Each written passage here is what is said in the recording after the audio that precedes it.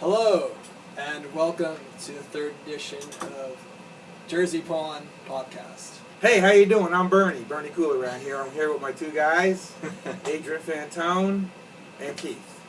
And we're here to talk tonight a little longer about the Great Falls of Paterson and how the Paterson Falls created an industrial revolution. We briefed on it last time, but we want to elaborate on things that have happened. And I'm going to turn it over to Keith to ask a few questions and segue into what we're doing. Okay, yeah, so if you're watching the last podcast, we talked about place and how important place is. And when you talk about place, there's such little subtle influences that the history of and the commerce influence what you experience in reality. And we went into Paterson. We talked about the Industrial Revolution and the silkworm, how the silkworm came over here and created the Silk City. And Bernie was telling me earlier that he did a little bit more research into it. Got some fun facts. Paterson, of course, I was born and raised in Paterson, and I know quite a bit about Paterson. But I did a little additional research since the last podcast, and I realized that Alexander Hamilton, as I said earlier, founded the Great Falls in 1791. He was so amazed, and remember, Alexander Hamilton was the first treasurer of the United States. And he was so amazed with the Great Falls, he envisioned a great industrial city based around the falls. Of course, at that time, it was all wilderness.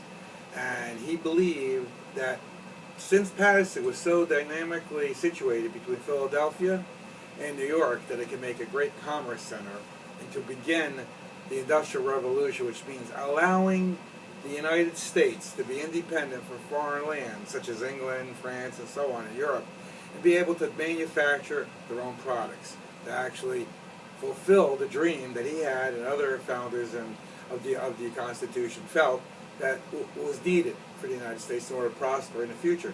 And they were 100% correct. The city of Paterson became the first industrialized center in the whole United States. As we said earlier, the silkworm originated here, the Colt revolver originated here. They made automobiles.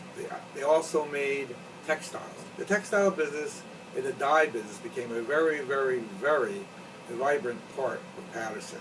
It allowed Paterson to export fabrics throughout the world and actually clothe people in the United States. The fabrics that were manufactured in the United States and dyed there, as far as being colored, allowed people to have clothing that are more vibrant rather than what they had in the day, brown. Most of the clothes back in the early century there were brown. People had browns and whites, but they really didn't have any colors. So many industries came out of Paterson. The jacquard industry. Jacquard is how you can manufacture and weave material into very fashionable type of ideas that are used by women. And it became very, very important. The falls, and we're going to show some footage of the falls as we end this thing, maybe at the end of the segment. Falls is actually 212 feet wide, and it has a drop from the top to the bottom of the falls of 77 feet. So it's a huge falls. It actually is the second largest natural horse-shaped falls in North America, second only to the Niagara. Niagara Falls, of course, over time became a very, very vibrant spot for energy, building turbine engines to actually electrify and cause most of the northeast part of the United States to have what we have today. It is still used. Electricity from Niagara is still used today. But back in then, when the Great Falls of Paterson started out, it was basically used to electrify the early industry. Behind the falls, there was many factories. If you see some of the photos, we might show a few at the end of this podcast. Paterson had a lot of special buildings where these things were manufactured. From locomotives, there's a Paterson Museum. We like to visit the Paterson Museum down the road. The Paterson Museum has tremendous amount of artifacts that were used, that were built actually in Paterson. Another great item that was built in Paterson, people may not even realize, there was a Wright automotive, Curtiss Wright automotive factory in Paterson, where they actually built engines for the first airplanes that were created in the United States. Of course, the engine made by Lindbergh was not made by Curtiss Wright, but many of the World War II planes that were made by Curtiss Wright were manufactured right in the United States. Another interesting fact about Paterson is that there was part of the revolution about child labor. Major child labor movement in Paterson that caused people to not use children in the manufacturing process, and also rights to unions. A lot of the unions got rights here, which caused them to unionize. First unionization in the United States took place at Paterson, and it spread across the country as time went by. So Paterson, again, as we said, is a very, very important place in these United States. Unfortunately, over time, we talked about that the town became decadent. A lot of the more affluent people, like normal attrition, moved out of Paterson. They moved to the suburbs. They moved to the West Coast. They initialized the things that they learned in Paterson and basically brought those ideas, patents, and manufacturing processes throughout the whole United States. And that's when the United States became a major manufacturing complex, and we were able to beat the Nazis, the Japanese. We are now the biggest power on earth. Adrian, I know you were born and raised also in Paterson. Your father was a policeman in Paterson. Tell us a little bit about some of your first experience you may have had in Paterson. You were actually down there the other day. Yeah, I was actually. And you know what? Come to think of it, 77-foot drop. That really doesn't sound like that much when you hear it, but when you're actually there and you're standing on the bridge that goes from one side to the other, where you actually can stand overseeing the falls, it's quite breathtaking. It's very, very far drop. So that's 77 feet. Although it doesn't sound like much, it certainly is. Yeah, I mean, growing up in this area, it's fun to get the education growing up.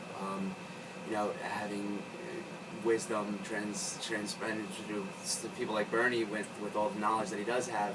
It's always good to to learn everything you can about the place where you live, especially for the fact that there is so much history, rich history here.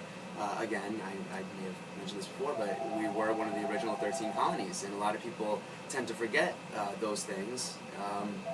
And again, New Jersey is very rich in history. We are trying to bring out all that for you guys actually right now. Very important thing about the falls that most people don't realize. You all heard of the Niagara Falls, and if you've been up to Niagara Falls and you listen to that roar, the roar of the Niagara Falls is known by a lot of people. But similarly, if you actually stop at the Great Paterson Falls, which has now become a landmark, it's now part of the landmarks in the United States. And we even have we actually have a ranger on site who, if you want to go down there and tour the falls, the ranger will actually show you around. What happened was Alexander Hamilton envisioned what he called the SUM, and that was really the beginning of being able to use and harness that energy of the roaring falls using primitive turbines at that time. And the roar of the Paterson Falls is kind of breathtaking. If you go down there after a large rainstorm, you will really be impressed. And it's almost like you're at the Niagara Falls. It's not as big as the Niagara Falls, but to have it right here in our backyard is very unique. I firmly believe if Paterson would have had a little more foresight in later years, this area, as far as the falls is concerned, should have hotels, casinos, tremendous amount of activities, but just doesn't have it. Didn't happen. There's actually, I read in the newspaper a couple of years ago, somebody who's heavily investing in that area is that to understand there's a lot of old mills from this time that Bernie's talking about that are there, and they do a Paterson art show. And it's all there. I went there last year, and tons of artists from the area fill out these old mills. So they are starting to move in that direction. But it's one of those things where you have to get a bunch of momentum behind it. And I think this is kind of adding to that. And that guy obviously put your money where your mouth is. He's doing it, but it needs to be a movement. People need to gradually understand what's happening. Create a renaissance there, See, what's really important there is that the buildings that were built back then in the early 1900s, the late 1800s, are magnificent. Most of them are brick structures. And what's happening in a lot of those old mills is they're doing some condominiums and apartments that are very unique. There's been a lot going on. It's kind of silent, but I think now a lot of this money was put into the Falls area as a national monument. It's starting to happen. Maybe in about 20 years, maybe not my lifetime, but some of the younger folks today may see this 20, 30 years from now. I hope it really happens. We've had a lot of activities there at the Falls. There was a very interesting building there, which is called Hinchcliffe Stadium, which was named after one of the mayors of Paterson back in the early century. That maintained tremendous amount of activities back in the 50s and 60s. They had stock car races. You probably see things on TV. You see NASCAR. Well, they had the beginnings of NASCAR, which was stock cars, demolition derby. Are you gonna grab that stock car? We show everybody. Yeah, we have one over there. Yeah, we have. Watch. Interesting. We should have brought that over here. You want to grab it? You want to grab it? Here, we have a sample of one of the stock cars, very similar. There was an area down in Paris, and not too far from the falls, which was called Gasoline Alley. And this Gasoline Alley was an area where guys spent a lot of time building race cars. And I think Keith has right here coming up one of the kinds of race cars that was driven at Hitchcock Stadium. Not only were there these types of cars at Hitchcock Stadium, they also had demolition derbies. And at one time, the stadium was very vibrant. We had the Paterson Panthers. It was a football team that played in the stadium. I graduated from the Central High School, which was downtown. Hitchcock Stadium was actually our stadium where we played football. I have very, very fond memories of Hitchcock Stadium when I grew up. We went there at different affairs, outside concerts, even as far as the late 60s. There was rock and roll concerts at the Hitchcock Stadium.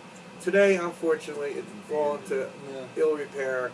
You wouldn't believe it at this point. You have tree trunks growing through the bleachers. You have a very bad situation. However, they did say they raised about $64 billion, and they're looking forward to doing this. I don't know if it's going to happen. I think our new mayor, Torres, is looking to do that, and that may happen. So what we want to do here is, just emphasize how important. We're going to be surrounding some of our podcasts are going to be about the Paterson area, the greater Paterson area, but also encompassing parts more of New Jersey, Newark, and as we move forward throughout New Jersey. Because many things have happened in New Jersey. And I think New Jersey, if you want to think about it, is probably the grandpappy of the United States. People may not realize that, but I think that's the way things have come from here. Absolutely. Thomas Edison, if you think about... 49 other states disagreeing with you, but we're here. I was like, there it is, right there. True. Everyone's like, click, No, it's really funny. Thomas Edison. Yeah, absolutely. I mean, You wouldn't have the phonograph. Well, yeah, we're talking about phonograph. You wouldn't have the movie camera. Talking about movies, talking about music. But just to bring it all back together, and we're getting really excited about the show lately, of all the things that are going on, and just the opportunity, and hey, maybe it might get out. But just to bring it back, and the whole what we're talking about here is position. Talking about New Jersey and all the great parts of it, and all of the rich history it has and the culture it has, which is really what we're talking about in this podcast and what we want the show to be about. This show with the reality show that we filmed. Watch the trailer if you haven't seen it yet. And we just want that to be the message, a positive message. Hey, you know what? There's a lot of things that happen right here in your backyard, and make the most of it. Make the most of it, See through the eyes of history. Look with understanding, Let me expand upon that. We've had many celebrities come from the Northern New Jersey area. Very interesting. We also were in a situation where the first movie made in this country was actually made in the hills of West Paterson, New Jersey. Just a stone throw away from us. That was called the Great Train Robbery. So things migrated away, and the reason why, little ditty, why the film industry moved to California, believe it or not, Thomas Edison was looking to control it. He had the movie camera, so he felt it was his industry.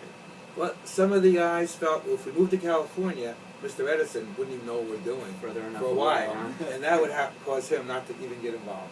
So Edison is a very important guy, and I like to paraphrase from him. They looked at him, and he was a weird-looking guy, see the sort of guy. He hung around, he was a little overweight, and people said to him, Mr. Edison, why don't you take care of yourself? Maybe live a little longer. He says, well, my body is just here to carry my brain around, because the guy was actually a genius. Yeah, absolutely. He grew up right around here.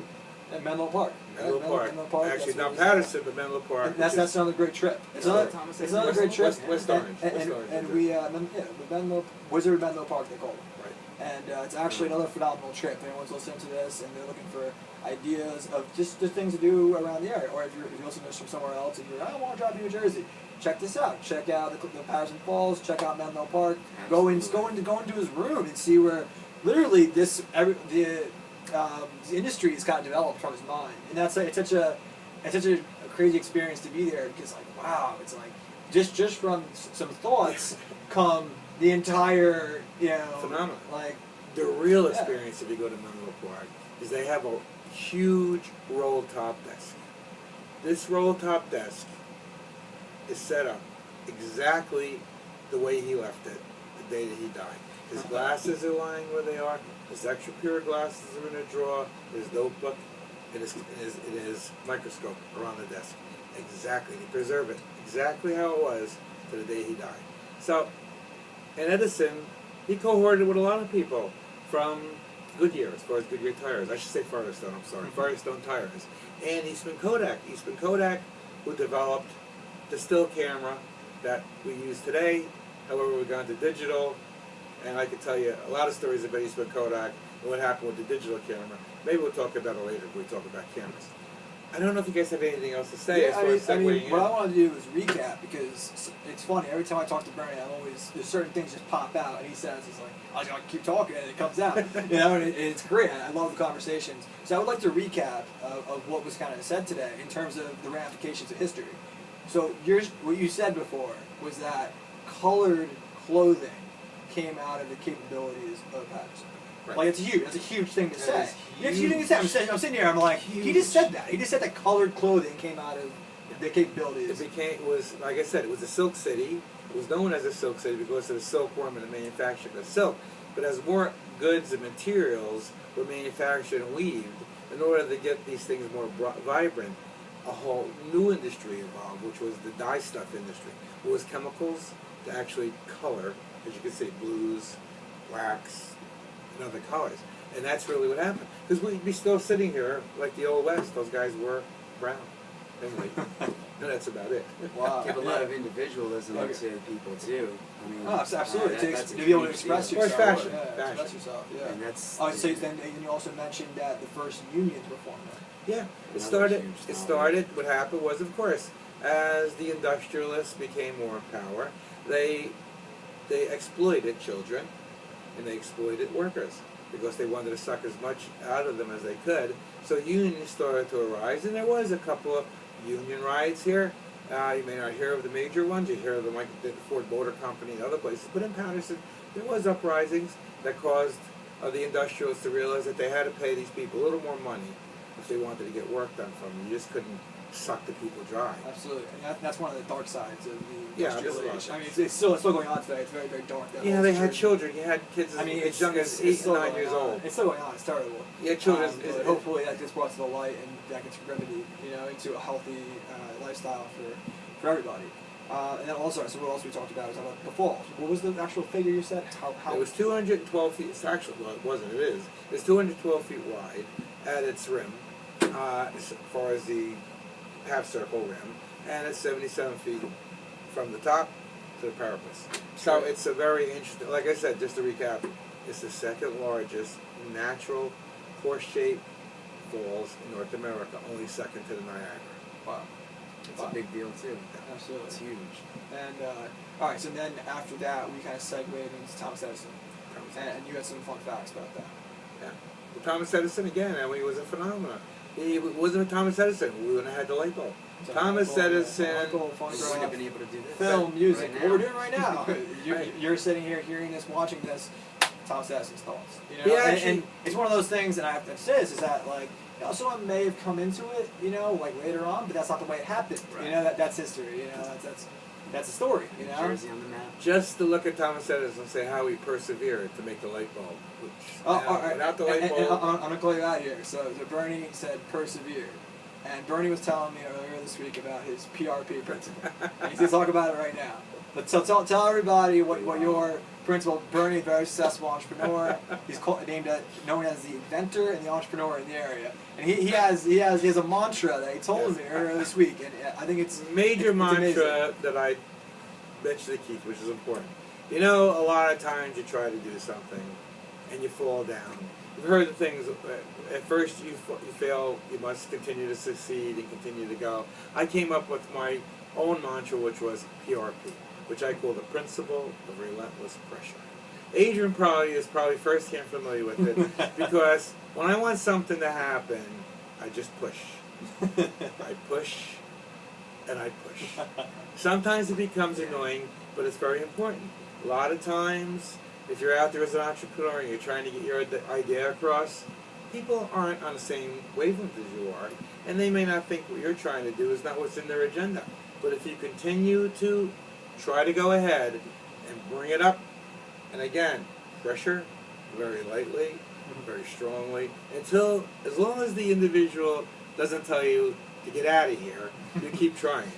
As long as he leaves his window open a little bit, you try to jump in every time. And that's the principle of relentless pressure. It worked many times for me, and I could talk about so many times I got a break.